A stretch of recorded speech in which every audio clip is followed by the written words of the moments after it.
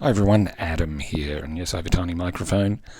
And today I'm just going to give my quick thoughts on Crocodile Dundee, the Encore cut. Of course, this stars Paul Hogan, Linda Kowalski, John Mellion, David Gilpilly, and was directed by Peter Feynman.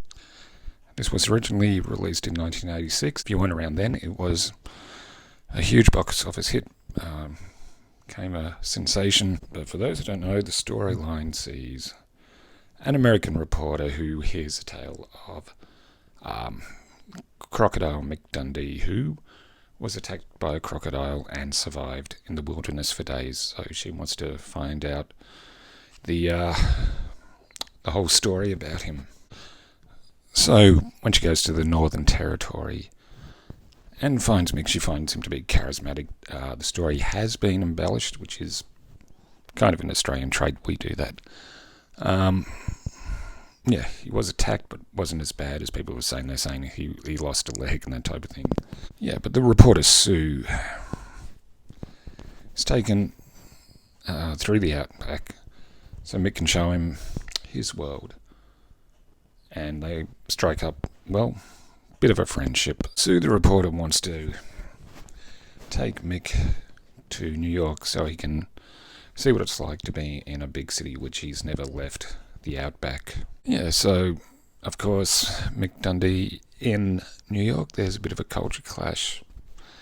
Yeah, I mean, if you're of my age, you probably saw this years ago. I mean, it was good to see at the cinema.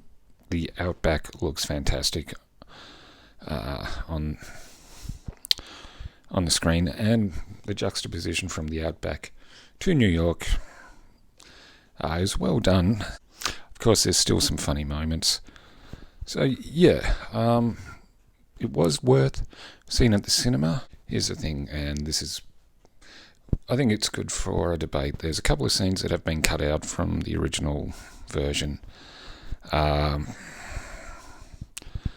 he doesn't realise someone's a cross-dresser, and the other scene where he, how can I put this, checks a woman. If you've seen the movie, you know what I'm talking about. Those scenes have been cut out for modern day audiences. Yeah, and that's actually quite a good debate. Should they cut things out that might offend modern day audiences, or should they leave the movie as it was? Because I'm going to use the old cliche, it was a different time. I mean, attitudes have changed now, but that was definitely a product of its time, like, well, pretty much all movies from the 80s. It is